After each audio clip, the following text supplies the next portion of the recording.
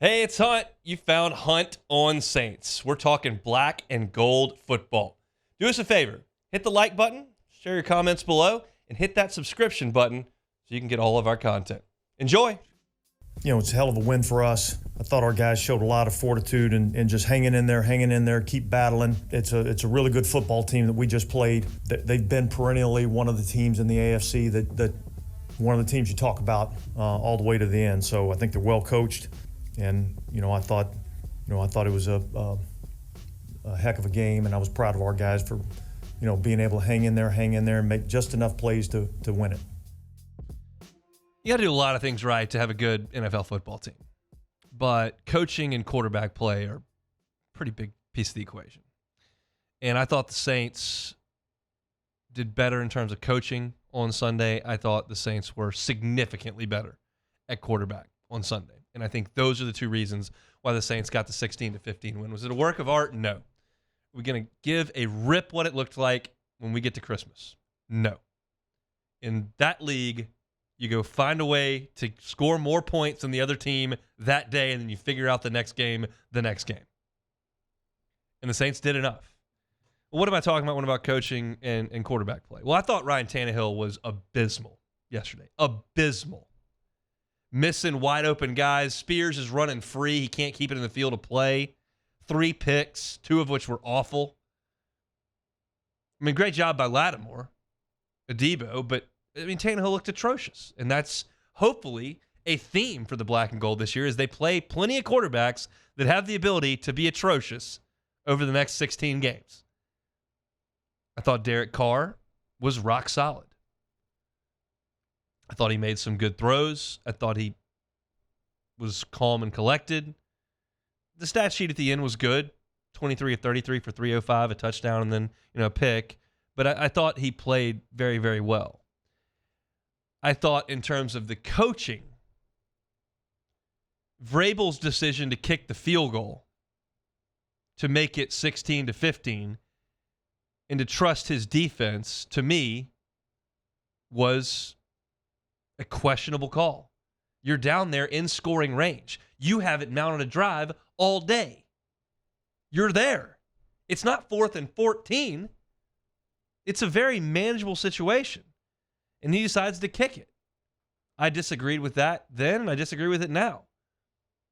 And then the Saints are presented with a 4th down, and they decide they're going to be aggressive and go win the game. And Derek Carr makes the play to win the game. Dennis Allen talked about his team's execution in the 4th quarter. The best teams are able to finish in this league, and we were able to, get into a competitive game in the 4th quarter and make enough plays to win the game. So proud of the team for being able to do that. The play I'm talking about is obviously the 4th down. And you look at it and you go, yeah, you can punt this and you can probably pin them deep. Trust your defense not to give up a field goal. And instead, no, they said, no, we're gonna chunk it down the field. Make a play. And David Carr talked about his opportunity to do that on the 3rd down throw to Shaheed. Me and Pete talked about it on the sideline, and I told Pete that was a play that I liked, and he trusted Sheed and I to make the play. And the offensive line gave me time to throw it, and when he's that fast, I just was trying not to throw it out of bounds, and he ran a great route, caught it, all that. It's exciting, but that goes back to Pete trusting us. He asked me, what I liked throughout the game, all that kind of stuff, and before that drive, that was something that I really liked, and he called it, so that he has a lot of trust in us as players, and that means a lot as a player. It's 3rd and 6, your own 33, to make that throw and make that catch, and it did stand, was huge. Carr said he didn't want to throw it out of bounds. He almost threw it out of bounds, but he made the throw.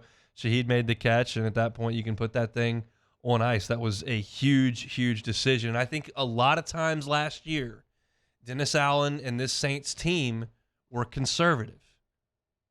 This league does not reward conservative play. You have got to go win games. You sit back on your heels more often than not, you're going to get beat late. And the Saints got beat late a lot last year.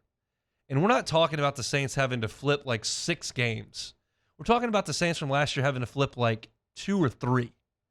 And you're a playoff team. You flip 4 or 5, you're hosting a playoff game. And maybe this is one of the ones that they flipped.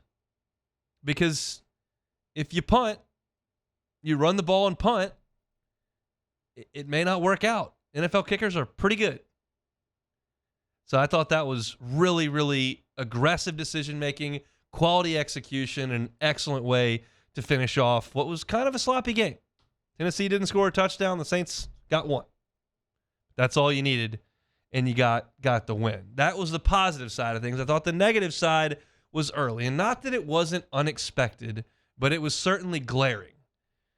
Trevor Penning had his significant issues with Arden Key, and it just looked like a guy who was not prepared to deal with an elite NFL edge rusher, and Key was winning almost snap after snap. Now, they gave Trevor Penning some help later in the game. A couple of the huge completions that Carr made, they used a tight end or a back to help chip, and that may be something that you've got to do a little bit earlier. A back can chip before they get out into the flat and get into a route. Doesn't mean you have to limit the amount of route runners you have. It just delays their getting out there if you do need to give some help. And hopefully Trevor Penning continues to develop, and over time you don't have to do that as often. But right now it's pretty evident that you do, because Penning was really rough in the first half. But Dennis Allen said not too concerned about it. I'm not concerned. This guy's going to be a good player. You got a young guy that's playing against a extremely good front. So does he have to get better? Absolutely. Am I concerned? No. I think we just keep our head down and keep going to work, and we'll keep getting better, and we'll make our evaluations when we get to the end of the season, see where we're at. But I think this kid's going to be just fine. And that's what he has to say. You can't go in there and go, well, yeah, I'm concerned. He can't block anybody. Like, you can't really go out there and say that. You've got to say, no, I'm not concerned. He's trying to block a really good front, and he's going to improve. And that's the hope, is that he does. But until then, you got to give him a little bit of help, and you hope that you don't have to throw Hurst out there at left tackle, or Andrews Pete out there at left tackle. You've got the guy that you're gonna trust. So that was a new face in a new place at left tackle. The other new face, new place that we were talking about entering the game against Tennessee was New Orleans' interior defensive front, and how they would handle one of the most physical rushing attacks in the NFL. And for my money, the Titans didn't give Derrick Henry the ball enough. They only gave him 15 carries in the game. He had 63 yards. That's 4.2 a carry. Gave it to Spears 3 times. He had 9 yards a carry for 27 yards. If I'm Tennessee, I'm going to hand the ball to Derrick Henry 24 times in that game. They decided not to do that, but the Saints held up. They gave up 100 yards on 22 carries. It's 4.7. Is that great? No. Henry got loose for 18-yarder. Tyjae Spears got free for 117-yarder, but it was good enough to put enough pressure on Tannehill to make him throw the ball and let him be the very below-average quarterback that he is. And he displayed that, and that's why you won the game. You got 3 turnovers from him, and Tennessee wasn't able to pound away, and find a way to get it done late in the game. So to me, I thought that Tennessee made some questionable decisions. The Saints made quality decisions. Tennessee's got a terrible quarterback. The Saints is better than that and was good in the game. And it all equaled to a 16-15 win. I had some friends that were in the Dome yesterday, said it was rocking. That's a really, really good thing. I talked about this on Friday, and I think I'll continue to do so, especially if the Saints can keep stacking wins like the one they got in Week 1, that you should feel pretty good about the New Orleans Saints right now relative to their schedule, their division, and their conference.